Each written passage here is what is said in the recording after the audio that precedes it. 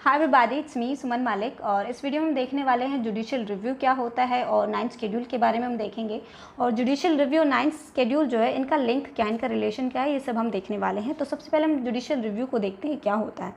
तो सॉरी, तो judicial review की पहले मैं आपको एक डेफिनेशन बताती हूँ। देखिए, judicial review is a process by which executive और legislative actions are subject to review by judiciary. अब देखिए, कॉन्स्टिट्यूशन ने पावर को 3 पार्ट में डिवाइड किया है, लेजिस्लेचर, एग्जीक्यूटिव और जुडिशरी।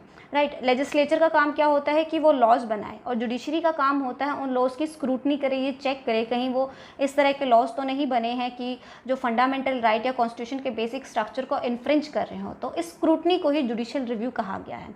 अब कई बार क्या होता है, हाई कोर्ट अगर कोई मैटर डिसाइड कर देती है तो उसके डिसीजन का भी रिव्यू किया जाता है, उसे भी जुडिशियल रिव्यू कहा जाता है। तो हाई कोर्ट के मैटर्स का अगर रिव्यू करना हो डिसीजन का, तो वो सुप्रीम कोर्ट के पास पावर है। राइट, तो इस तरह जुडिशियल रिव्यू की पावर जो है हाई कोर्ट और सुप्रीम कोर्ट को दी गई है।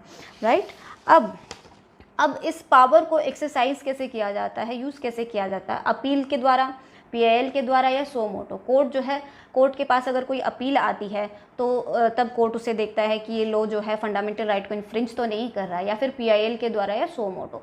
तो सो मोटो का मतलब होता है जब अपने आप ही किसी चीज़ का संज्ञान ले लेना, मतलब ये देखना कि कहीं वो जो एक्ट है, वो लॉ जो है फंडामेंटल राइट्स या बेसिक स्ट्रक्चर ऑफ कॉन्स्टिट्यूशन को वॉलेट तो नहीं कर रहा है। तो लेकिन जनरली कोर्ट जो है सो मोटो नहीं करती, क्योंकि अगर सो मोटो से अगर किसी इशू को कंसीडर किया जाता है तो कई बार कोर्ट के ऊपर बायस होने का एलिगेशन लग सकता है, तो जनरली कोर्ट नहीं करता है इसे। राइट, अब जुडिशियल रिव्यू को जो है check and balance in separation of power भी कहा गया। क्यों कहा गया? क्योंकि लेजिस्लेचर जब कोई लॉ बनाती है तो ये जुडिशरी की ड्यूटी होती है कि वो ये चेक करे कि इस तरह के वॉलेटिव फंडामेंटल राइट्स को वॉलेट करने वाले एक्ट तो नहीं बनाए गए हैं, तो इसे चेक एंड बैलेंस कहा जाता है। राइट, तो इसका थोड़ा सा मैं आपको बैकग्राउंड बताती हूँ कि सबसे पहले कहाँ से शुरू हुआ।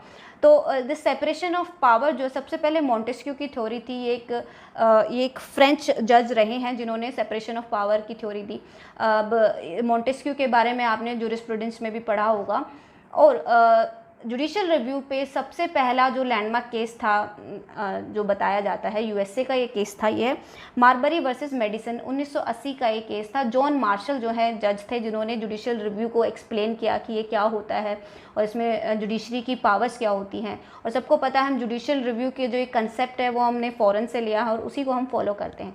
तो आप जुडिशियल रिव्यू के बारे में जब आप पढ़े तो आप आर्टिकल 13 ज़रूर देखें। क्यों? आर्टिकल 13 में बताया गया है कि अगर कोई इस तरह का लॉ है जो फंडामेंटल राइट या बेसिक स्ट्रक्चर ऑफ कॉन्स्टिट्यूशन को वॉयलेट कर रहा है, तो अगर वो सारा ही लॉ इस तरीके का, तो उसे पूरा अवॉइड कर दें। अगर उस लॉ के अंदर कोई पर्टिकुलर एक्ट या कोई लॉ ऐसा है कि सिर्फ वही फंडामेंटल राइट या कॉन्स्टिट्यूशन को इन्फ्रिंज कर रहा है, तो हम उस लॉ को सेपरेट कर दें और बाकी के जो लॉ बच जाता है उसे हम फॉलो करेंगे। तो आर्टिकल 13 पे मेरी एक वीडियो है, आप वो देख लीजिएगा, दैट्स रियली हेल्पफुल। तो अब जुडिशियल रिव्यू के साथ आपको कौन कौन से आर्टिकल पढ़ने हैं वो देख लीजिए। दिस इज आर्टिकल 32, 136, 226, 227, आर्टिकल 131 से 136 और 143, 145, 246 का क्लोज 3, 251, 254 और 372। ये मैंने क्यों बताया? क्योंकि इन आर्टिकल्स में ना हाई कोर्ट और सुप्रीम कोर्ट्स की पावर दी गई है, लाइक जो ओरिजिनल जुरिस्डिक्शन जो है। तो जुडिशरी का ही काम है जुडिशियल रिव्यू करना। तो इन सभी में हाई कोर्ट और सुप्रीम कोर्ट्स की पावर दी गई है। आप इन सब आर्टिकल्स को ज़रूर देखिएगा, दैट्स रियली हेल्पफुल।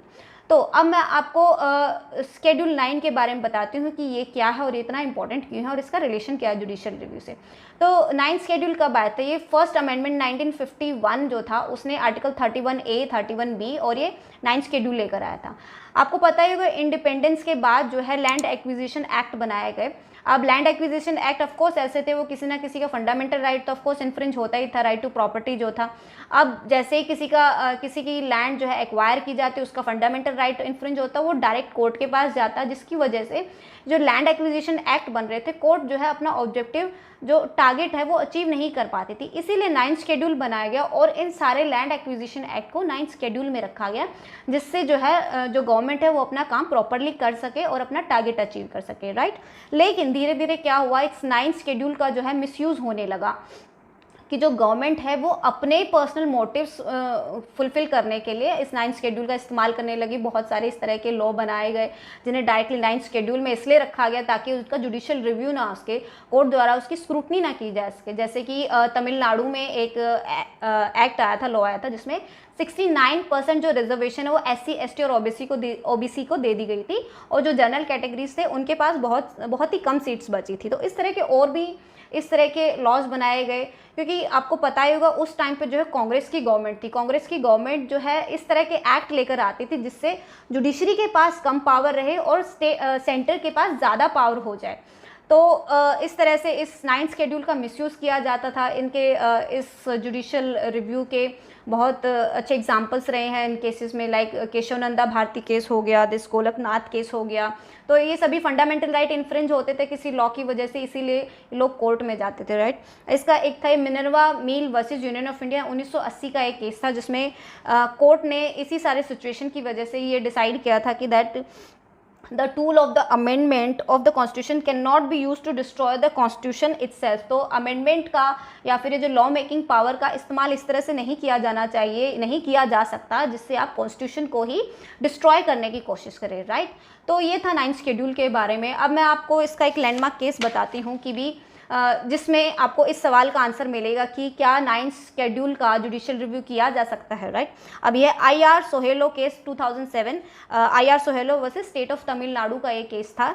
तो इसमें chief justice of India Yogesh Kumar Sabharwal थे जिन्होंने ये डिसीजन दिया था। इन्होंने कहा था कि जुडिशियल रिव्यू की पावर को जो है कंप्लीटली रेस्ट्रिक्ट नहीं किया जा सकता, क्योंकि ये भी कॉन्स्टिट्यूशन के basic structure of the constitution का ही पार्ट है। ओके, आप 9th शेड्यूल का रिव्यू नहीं, जुडिशियल रिव्यू नहीं कर सकते, लेकिन आप जुडिशरी को टोटली बार नहीं कर सकते 9th शेड्यूल का जुडिशियल रिव्यू करने से। अब कोर्ट ने इसमें एक डेट बताई थी, दिस इज 24 अप्रैल 1973। उसमें ये कहा गया था इस डेट के बाद से अगर कोई भी एक्ट जो है 9th शेड्यूल में रखा जाता है तो उसका तो जुडिशियल रिव्यू किया जा सकता है, लेकिन इस डेट से पहले अगर कोई लॉ जो है 9th शेड्यूल में रखा गया उसका जुडिशियल रिव्यू नहीं किया जा सकता। अब ये डेट क्यों बताई थी, देखिए, क्योंकि मैंने अभी आपको बताया कि सेंटर और जुडिशरी के बीच में तनातनी चली हुई थी डिसाइड करने के लिए हु इज़ मोर पावरफुल, इसीलिए बार बार अमेंडमेंट आते, कोर्ट का कोई डिसीजन आता उसके तुरंत बाद कोई अमेंडमेंट आता जिसकी वजह से सेंटर को फिर से सारी पावर दे दी जाती थी जुडिशरी से ज़्यादा, राइट। तो ये डेट इसलिए फिक्स की गई थी क्योंकि 1973 के बाद जो है नॉन कांग्रेस गवर्नमेंट आई थी, तो सेंटर और जो जुडिशरी जो है इसकी तनातनी खत्म हो चुकी थी और नॉन कांग्रेस गवर्नमेंट ने फिर ऐसे कोई अमेंडमेंट नहीं लेकर आए थे जिससे कि ये पता चलता हो कि सेंटर को ज़्यादा पावर दी जा रही है या फिर जुडिशरी को ज़्यादा पावर दी जा रही है। और केशवनंदा भारती केस जो था इसका डिसीजन भी 1973 दिस 24 अप्रैल 1973 को आया था। तो इसके बाद से जो भी एक्ट या जो लॉ है 9th शेड्यूल में डाले गए थे उनका जुडिशियल रिव्यू किया जा सकता था, राइट।